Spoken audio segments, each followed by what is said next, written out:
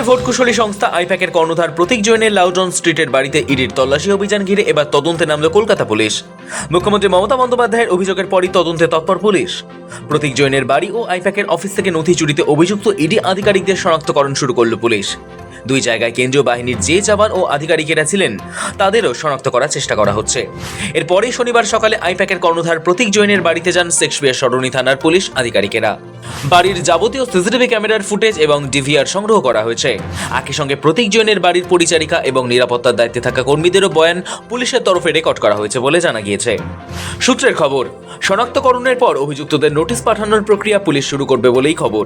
মুখ্যমন্ত্রী মমতা বন্দ্যোপাধ্যায় শেক্সপিয়ার সরণি থানা এবং সল্টলেক ইলেকট্রনিক্স কমপ্লেক্স থানায় পৃথক অভিযোগ দায়ের করেছিলেন। সেই অভিযোগের ভিত্তিতেই তদন্ত প্রক্রিয়া শুরু হয়েছে। ঘটনার সূত্রপাত বৃহস্পতিবার ভোরে। বেআইনি কয়লা পাচার মামলার তদন্তে ইডির দুটি দল একযোগে লাউডন স্ট্রিটের প্রতীকের বাড়ি এবং সল্টলেকে আইপ্যাকের দপ্তরে পৌঁছয়। পরে খবর পেয়ে পুলিশ ঘটনাস্থলে গেলেও অভিযোগ তাদের ঢুকতে দেওয়া হয়নি।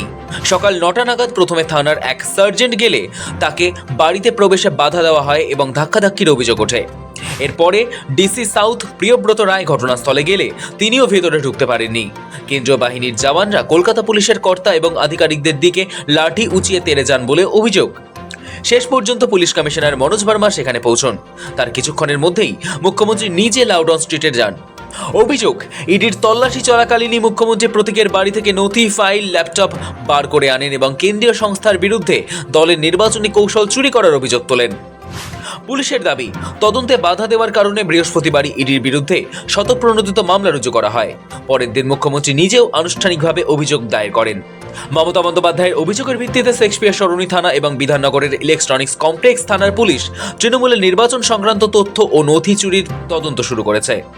ভারতীয় ন্যায় সংহিতা আইনের 3-এর 5 নম্বর ধারায় অপরাধমূলক সমান অভিপ্রায়, 303-এর 2 নম্বর ধারায় চুরি, 332-এর C ধারায় ঘরে অনুপ্রবেশ এবং আইটি আইনে 66 নম্বর ধারায় মামলা করা হয়েছে। সেই অভিযোগের তদন্তে নেমেই প্রতীক জৈনের বাড়ি থেকে সিসিটিভি ক্যামেরার ফুটেজ সংগ্রহ করে পুলিশ। শনিবার থেকে শুরু হয়েছে সংশ্লিষ্ট ব্যক্তিদের বয়ান নেওয়ার কাজ। তল্লাশির সময় যারা ঘটনাস্থলে উপস্থিত ছিলেন তাদের সঙ্গে কথা বলেছেন তদন্তকারীরা। পুলিশ চাইলে প্রতীকের পরিবারের সদস্যদেরও জিজ্ঞাসাবাদ করতে পারে। ইতিমধ্যেই তার বাড়ির নিরাপত্তা রক্ষী এবং পরিচারিকার বয়ান নেওয়া হয়েছে বলে জানা গিয়েছে।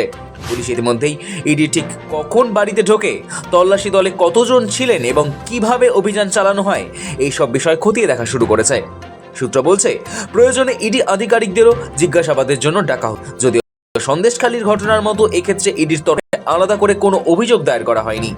এদিকে ঘটনার রেশ গড়িয়েছে আদালত পর্যন্ত। তদন্তে বাধা দেওয়ার অভিযোগে ইডি কলকাতা হাইকোর্টে মামলা করেছে।